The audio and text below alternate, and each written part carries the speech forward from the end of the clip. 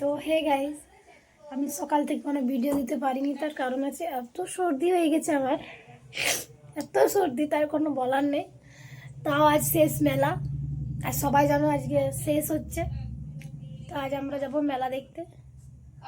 তো চলো, আমি এখনো রেডি হয়নি, তো রেডি হয়ে পর আসছি। ফাইনালি গাইস, আমি রেডি হয়ে চলে এলাম। তো এই দেখো আমার কেমন লাগছে, ভালো হয়েছে? যদি আমাকে ভালো লাগে তাহলে কমেন্ট করো সবাই।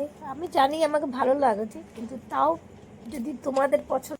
তো হে গাইস, দেখতে পাচ্ছ আমার ঘর থেকে বার হয়ে গেছি, একদম রেডি, এই বাইকও রেডি।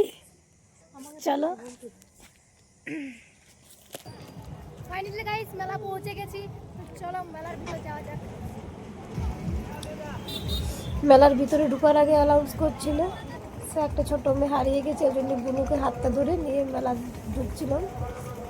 তো ভাই আগে আগে যাচ্ছিল। এবারে যাবো মেলা, ঢুকবো মন্দিরটা।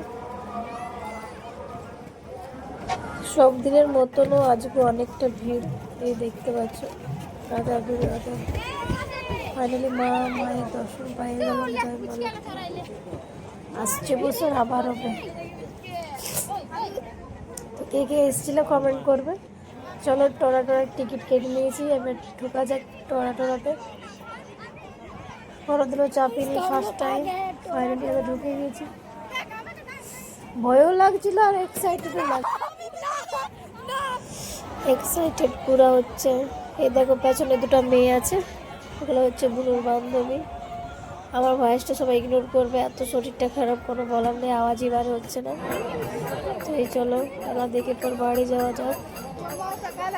তো কে কে এসেছিলে একদম কমেন্ট করবে, ঠিক আছে? Bye, good night. আমি এখানে ভিডিওটা শেষ করি, আর সবাই অনেক ভালো থাকো। এখন যে আবহাওয়া চলছে, বাই গাইস।